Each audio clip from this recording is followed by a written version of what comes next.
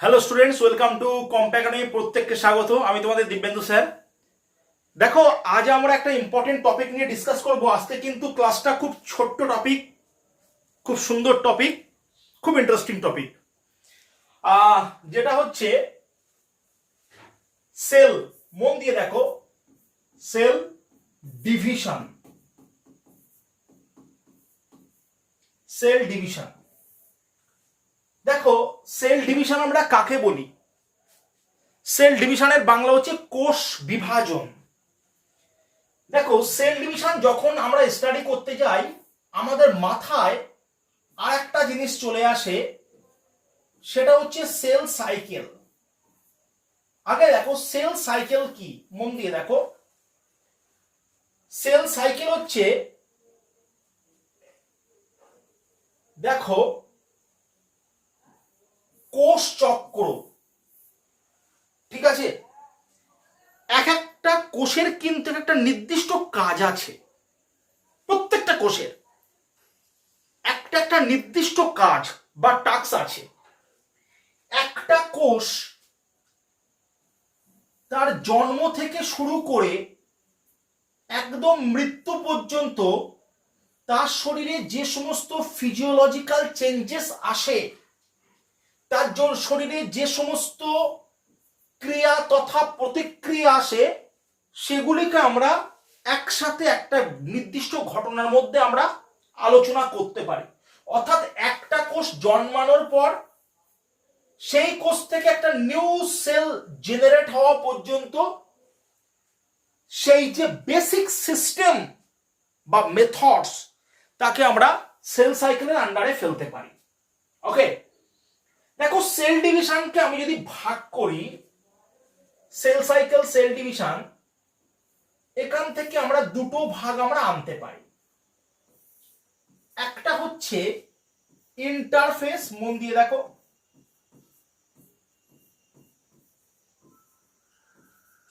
একটা হচ্ছে ইন্টারফেস, বা যেটাকে আমরা বলতে পারি আই ফেস, সহজে বলতে পারি আই ফেস। ওকে, আর একটা হচ্ছে মাইটোটিক ফেস, মন দিয়ে দেখবে কিন্তু। আর একটা হচ্ছে মাইটোটিক ফেস,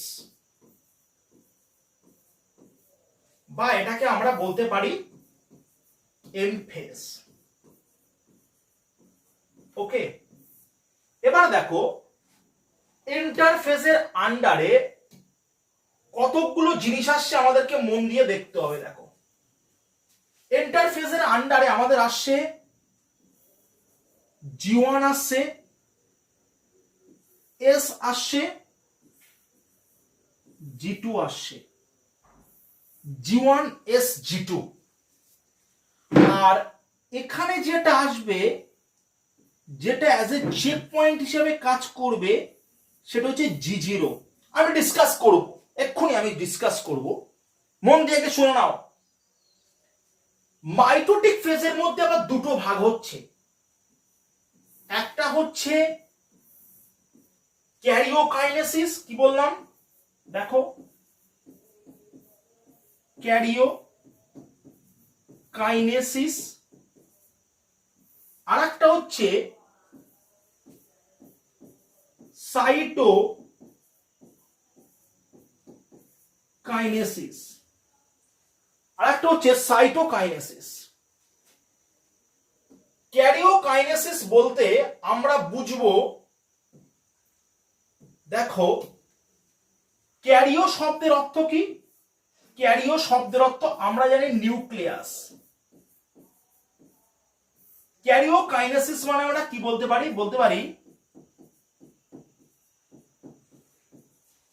ডিভিশন অফ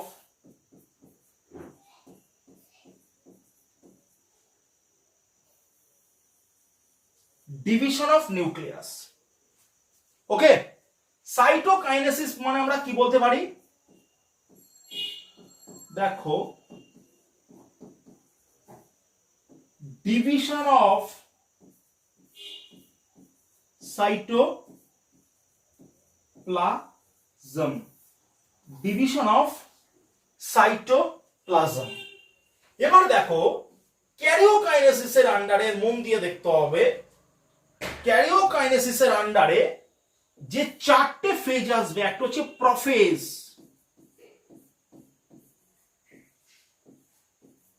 ওকে, প্রথম ফেজ প্রফেজ, আর একটা হচ্ছে মেটাফেজ,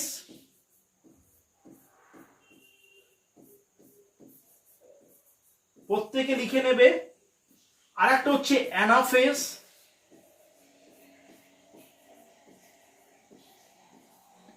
আর একটা হচ্ছে টেলোফেজ।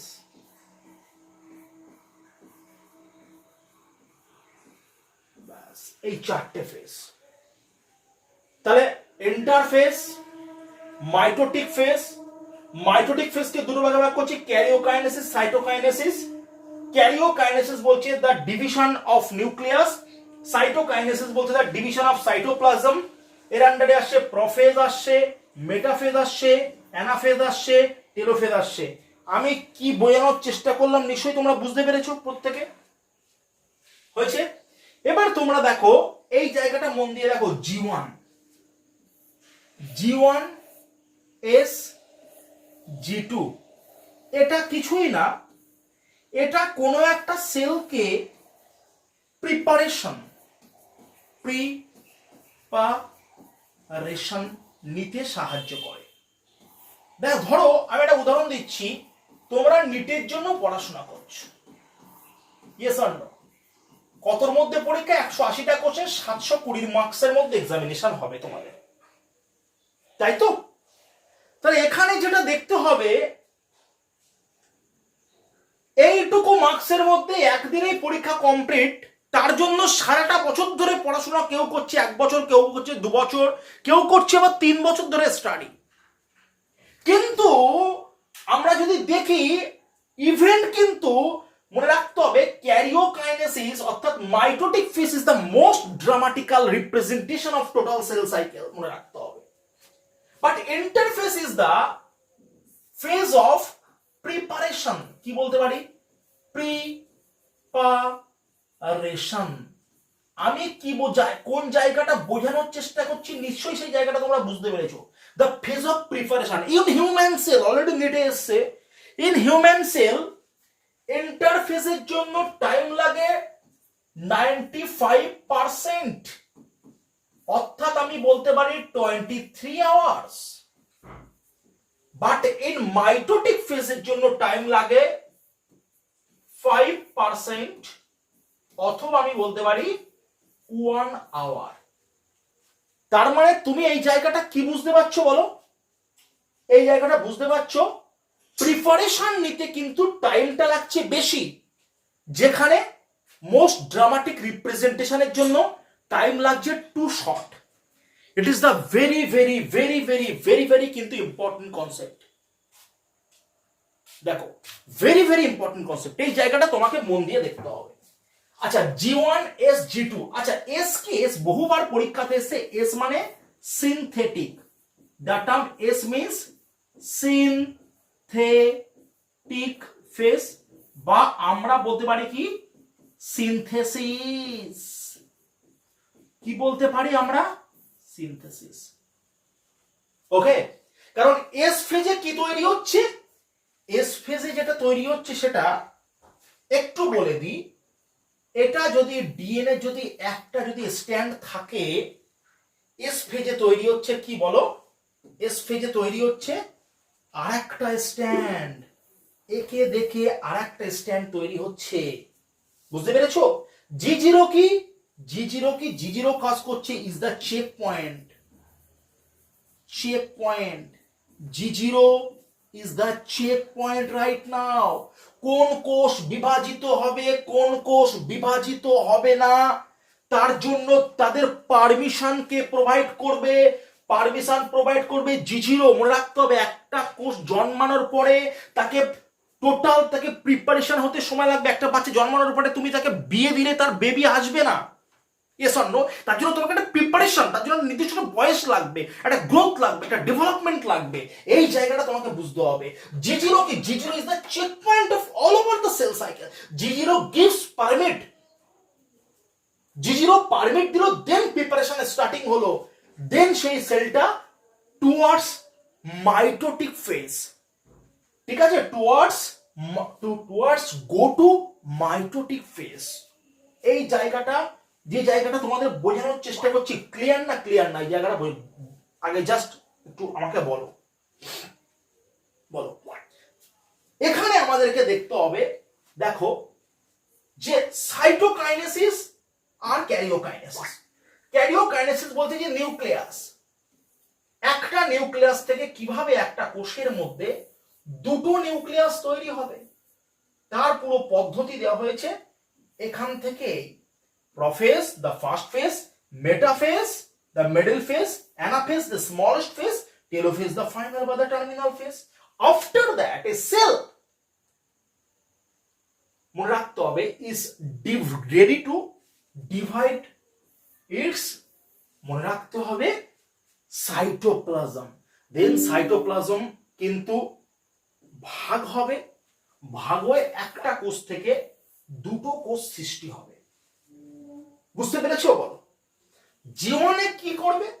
জি1 এ করবে প্রোটিন সিনথেসিস, খুব ইম্পর্টেন্ট, কিছু আরএনএ সিনথেসিস, হিস্টোন সিনথেসিস করবে, অবশ্যই জি2তেও তাই, আবার আরএনএ সিনথেসিস করবে, কিছু প্রোটিন সিনথেসিস করবে, কিছু লিপিডসে যাবে। এস ফেজে গিয়ে ডিএনএ ডুপ্লিকেশন হবে, তাই নাম হচ্ছে এস ফেজ। জি0 পারমিট দেবে। বলো আজকে, বলো আজকের এই টপিক নিয়ে তোমাদের বুঝতে কারোর কোন রকম ভাবে কোনো অসুবিধা আছে? বলো বলো বলো।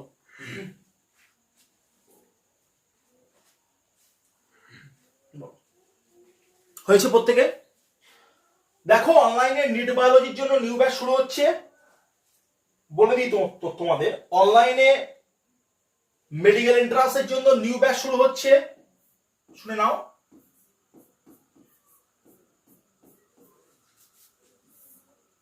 আলাদা আমাদের অ্যাপ্লিকেশন আছে, সেই ক্লাস হবে, সেখানে আমরা জানিয়ে দেব একটা নিউ ব্যাচ শুরু হচ্ছে। ক্লাস লাইভ হবে, শুনে নাও প্রত্যেকে, ক্লাস লাইভ হবে। যদি লাইভ ক্লাস করতে পারো খুব ভালো, না হলে সেই ক্লাসটা রেকর্ডেড দেখে নিতে পারবে, খুব ইম্পর্টেন্ট। ক্লাস লাইভ হবে এবং রেকর্ডেড হবে। কি বললাম বুঝতে পেরেছো? ক্লাস লাইভ হবে এবং ক্লাস রেকর্ডেড হবে, খুব সুন্দর। নেক্সট কি হবে? নোট।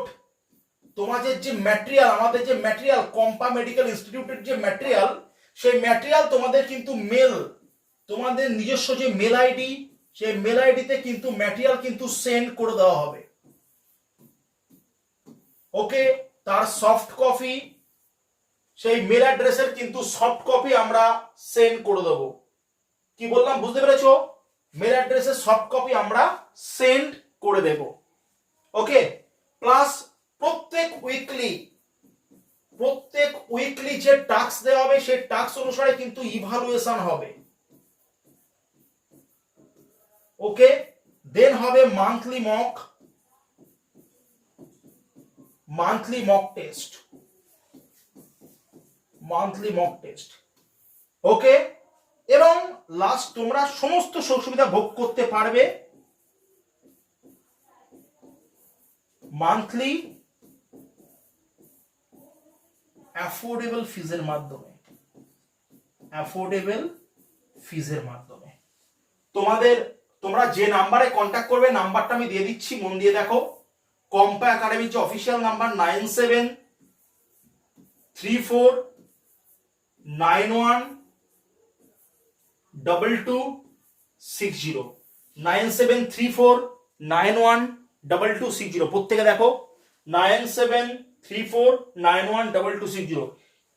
এই যে কম্পা মেডিকেল ইনস্টিটিউটের যে অফিসিয়াল নাম্বার 9734912260, এই নাম্বারে তোমরা কিন্তু কন্ট্যাক্ট করে দেবে। ওকে, আজকে তাহলে এই আলোচনাটা এই পর্যন্ত থাকলো। ক্যারিওকাইনেসিসের আলোচনাটা আমরা নেক্সট সেশনে করব। ওকে, প্রত্যেকে ভালো থেকো, সুস্থ থেকো, দেখা হচ্ছে আগামী ভিডিওতে। ধন্যবাদ।